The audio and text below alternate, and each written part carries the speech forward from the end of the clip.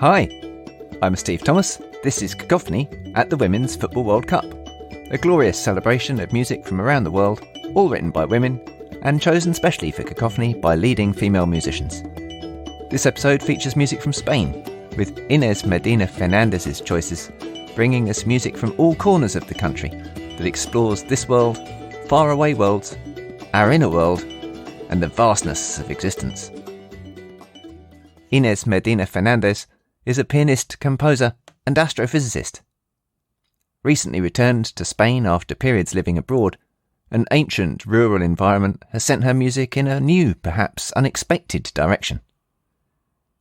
Inés has carefully curated a playlist that represents Spain as widely as possible. We begin our conversation at the beginning of her musical life. I got into music when I was around 6, 7. I heard my sister playing the piano at home. She was taking lessons and I was fascinated. And I asked my parents for lessons straight away. And the teacher said I was too young. So we had to wait like a little bit or 1 year. Even for piano? I know. Isn't that strange? Yeah. I think nowadays it would be like great. The other day, maybe I saw it on Twitter, they had a child who wanted to take up the violin and they were 11 and the teacher was saying, no, it's far too late. If they're going to be any good, they needed to have started 5 years ago. It's crazy, isn't it? It's incredible. This child could just enjoy it. They don't have to become Jehudi Menuhin, right? Yeah, quite. So that's how I started. And composition happened much later. And it was a very gradual process. When I had to choose a career, I had to choose a university, I went into physics. So I was fascinated by astronomy. I came across this series called Cosmos by Carl Sagan. And later I've realized that I was fascinated as much by the physics and the science of the program as by the music. Uh-huh. It had a great selection, great intro by Vangelis. I moved to the UK, and that's where I studied astrophysics. I kept playing the piano. Of course, I was always a big music lover. At the time, I was in a relationship with someone that was into early music. I hadn't been in contact with early music before. I was fascinated by these sounds, the polyphony, the ancient instruments, all of that. One day it occurred to me, what about trying this myself? And I started composing. It just happened in a kind of really gradual way. And of course, at the time, I was very influenced by the early music movement and all those harmonies, all those sonorities. I was working in scientific publishing in the UK, in Oxford, when I really started composing. It became a sort of daily thing, playing with it. And it became more and more persistent. It just started taking over. So much so that at one point when the publisher I was working with did big changes and so on, I thought this is my opportunity to move away from publishing for a while and dedicate myself to composing. And from then onwards, it's been my main focus. I'm interested in whether your astrophysics side of things influences how you write music and what your music's about, if it's about anything. It's taken me a long time to realize because the music just happens, right? And then I listen to it as audience. So on the one hand, I'm the composer and I'm doing it. And then in the way I work, I always have several pieces going on. And then I completely forget what I've done with one piece and I listen to it again, say 5 days later or 1 week later. And then I'm the audience. I'm listening it from the outside. And listening to my music from the outside and thinking about it, I've realized that it's really about other worlds. It could be other worlds in time. When I was doing more classical contemporary, it was the past, influenced by early Renaissance or even before that time. And now that I use synthesizers and all these sounds, it's obviously more about future worlds or other worlds that exist somewhere else, right? That we don't know about, but And it's other worlds as well, because I am a meditator. It's other worlds inside. Yeah. Because the mind has a vastness of existence, of possibilities inside us, right? Absolutely. And that's also something I'm reaching or trying to reach with my music and to communicate. So I do think it has a big influence, big component, yes, this astronomy quest for other worlds. We often say this piece of music, whatever it is, this piece of music transports you to another place, but it seems unintentionally deliberate on your part. That's right. I think many creators will identify with this, that you give birth to something and it's, oh, how interesting. You don't feel I created this. It's something like this was born through me somehow. Yeah. Great. Let's start with your music then. You've given us a piece called Mueve, and it's electronic music. Tell me all about it. Mueve, by the way, is not even a Spanish word, it's created. All the pieces in this album are imaginary words that don't really mean anything or could mean something. Because mueve with a V, it does mean movement. In Spanish, moves. So I'm playing with that, of course. One of the influences I had was this musician called Aphex Twin. Mm-hmm. I'm fascinated by his music, even though it has so much beat into it. I cannot listen to it for long. There's too much beat for me. But his choice of different timbres, I think, is fantastic. There is not a dull sound in his music. Yeah. And I also like the cosmic element, which, of course, all these ravey music has, and this fascination with synthesizers. So this piece, it is a digestion. You digest these things and then they come to you in a completely different form. Yeah. And then the music sounds like your music rather than somebody else's.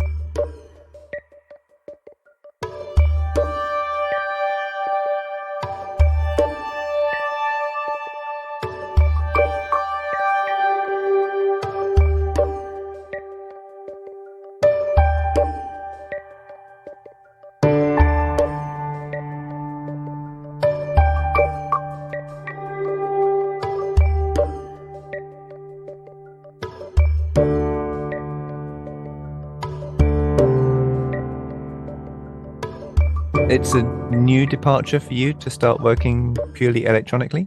Yes. Something very interesting happened. I lived in the UK for 17 years and moved to Spain almost 2 years ago.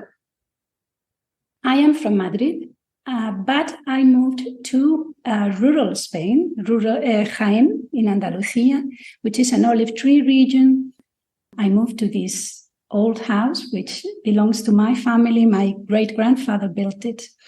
I have this incredible long view from my study into several little hills going into the distance with olive groves, and then there are the mountains behind. And in the mountains, there are also several layers going back and back. It's an incredible view. It's so beautiful.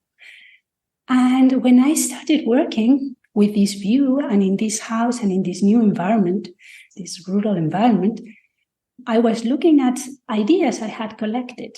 And I had one improvisation that was synthesizers. It was just a few notes with synthesizers. And suddenly I felt this strong attraction for this sound, which was new to me, completely new. And it's not that synthesizers is the popular music around here, not at all. Not at all. I was in this new space and looking at these mountains every day, this space which changes all the time. Sometimes I see storms approaching from the mountains, right? For maybe 1 hour. It was here because I came here and I was in this new environment that this music started just happening. Fantastic. I wonder if listeners will hear that when they listen to your music. I hope so. So if you hear that and you're listening, send us a message and let us know. Let's talk about some of the others. Let's talk about Maria Rodrigo Bellido. Maria Rodrigo Bellido, she was the first woman in Spain to live as a composer from her craft.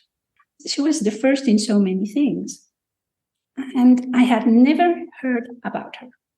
It's amazing, isn't it? How female composers can have a great career and then disappear from sight completely. Absolutely incredible. Here we have a composer.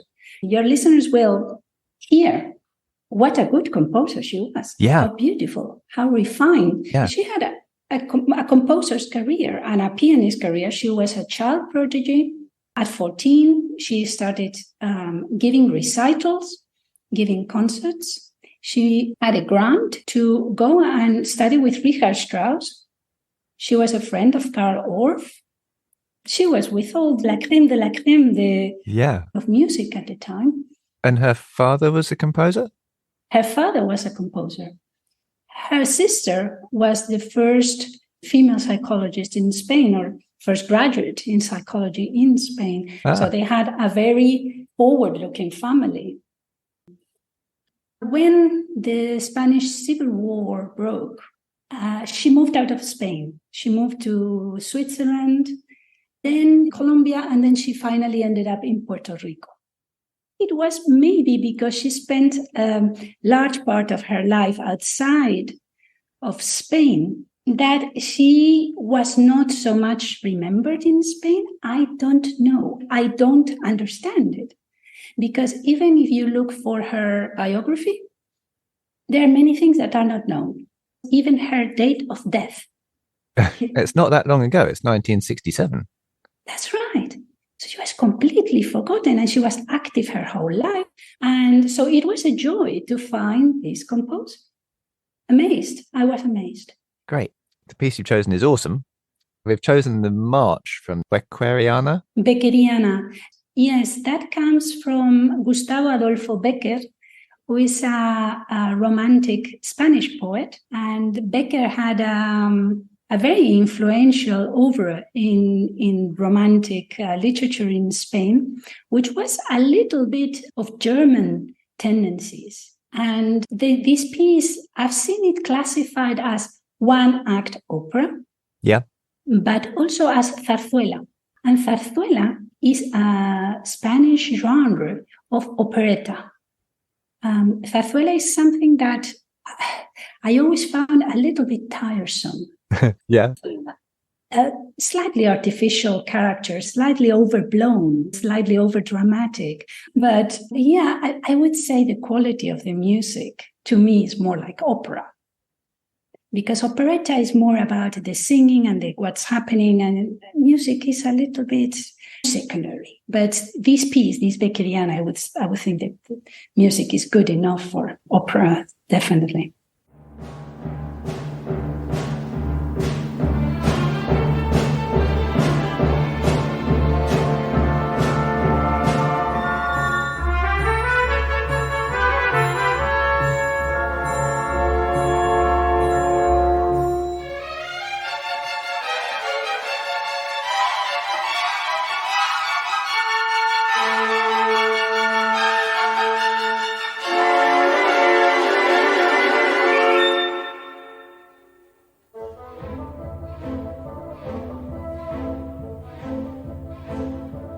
Here's a composer who really knows what she's doing.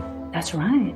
She makes the orchestra sound wonderful. Wonderful. We have to realize this was her life. She was a thorough professional. Yeah.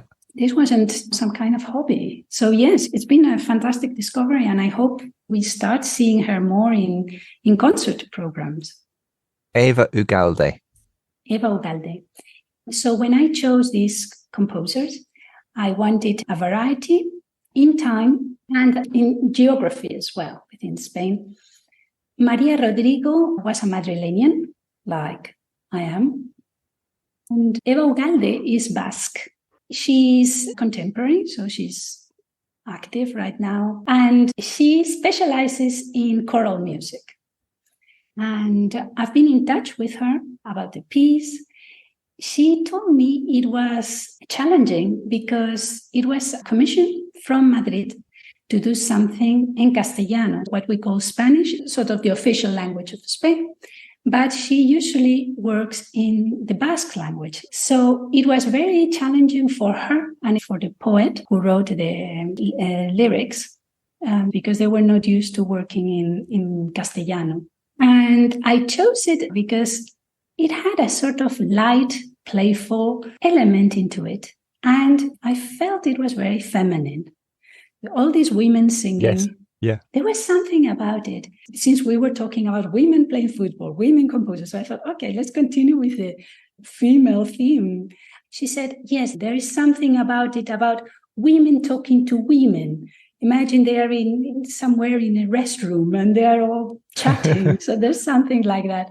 And she also said there is the South American component of it, which is this light, playful element that I heard, like bolero, tango kind of harmonies, rhythm that it has. Yeah, it's got a kind of swing to it, hasn't it? Exactly. Can you tell us what they're singing about? Yes. I could hear almost everything, but I had to ask her for the lyrics because I'm not quite getting every single word, which is normally it's impossible. Basically, is, has venido, you've come, you've sat next to me, te has sentado a mi lado, you've stroked my hair, me acaricias el pelo. Now I'm paraphrasing because I don't know the lyrics by heart. Yeah. And she says, this hand I know, this hand, it reminds me of something. These hands reminds me of a serene love. So it's basically, you stroke my hair. It's a soothing sort of next to me, and there is this calm, serene love coming from your hand. So that's what the lyrics are about.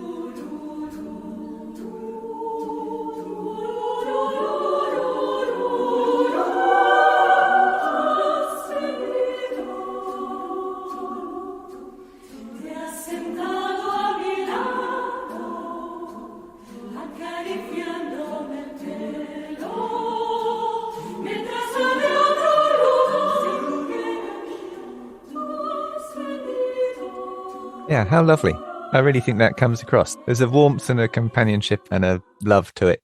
That's right. That's right. It's also what we were mentioning about all these women being together. And so, yes, there is this kind of warmth and companionship. Yes. Great. Spanish music has that kind of flow to it. And I think you also hear that kind of spirit in Alicia de la Rocha's music.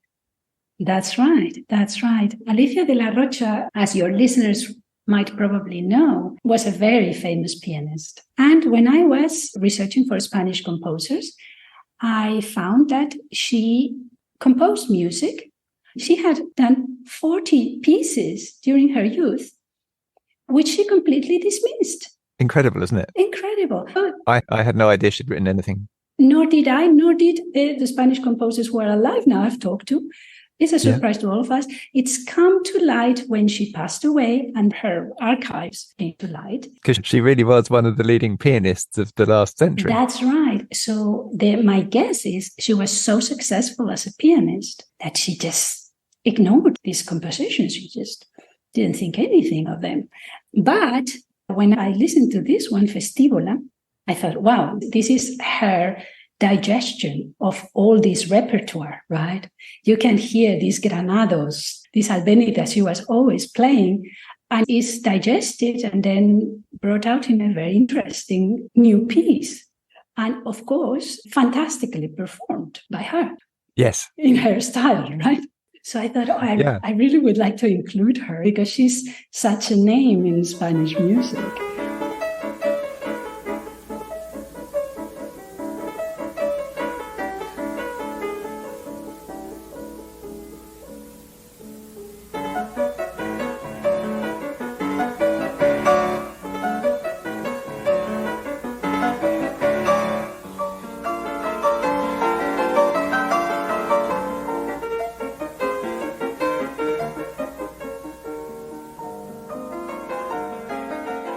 Festivola, again, is a made word. It doesn't mean anything. It has the festive into it, but it's a made word. You wouldn't know it isn't a word if you don't know the language. That's right. And it doesn't matter because you get the idea. That's right. That's right. So the next piece is called, in Spanish, de construcción. De construcción, that's right. Which means, I'm going to guess, deconstruction. You guessed right. Yay. Yes, Isabel Royan, so she's Andalusian, she's from Malaga. She's a very successful, very active film composer, one film after the other. And what attracted me to this piece was how contemporary it sounds. This is our chance to get a little bit of the contemporary music flavor. When I mentioned to her that I had chosen this piece, she said, "Oh, that one is very brainy." And it's true. All this contemporary music tends to be like that, tends to be brainy. I liked a lot the marimba sound. So it's for solo marimba. Everyone loves marimba. It's a great instrument. And of course, Isabel exploited all the characteristics of the instrument to create this. And it was commissioned to be part of this video work that you see. And so it's written with the video in mind. So if you're listening, pay attention to the pictures on this one. You can do both. You can enjoy the video, but also just take the video away and just enjoy the music.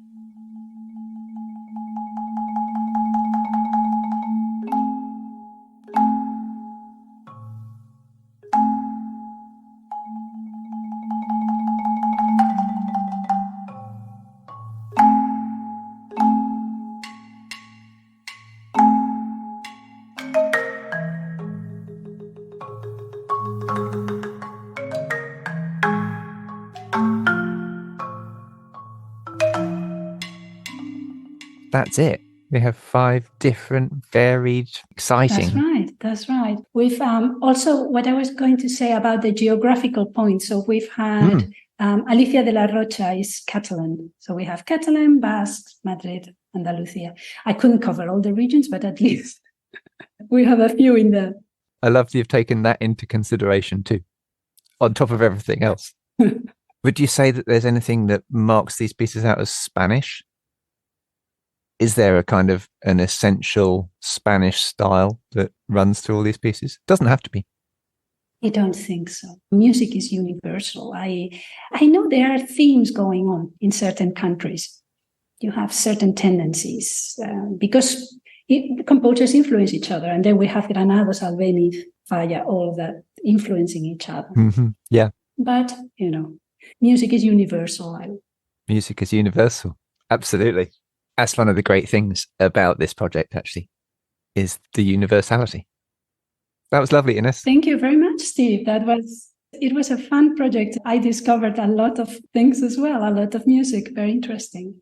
Great. Let's share them. There's a playlist in the show notes, and you can click on that. It's a YouTube playlist, and all of the music will be there. So listen, enjoy it, and then tell us what you think with a comment at cacophonyonline.com, or you can go to the website and leave a simple voice message or put something on social media.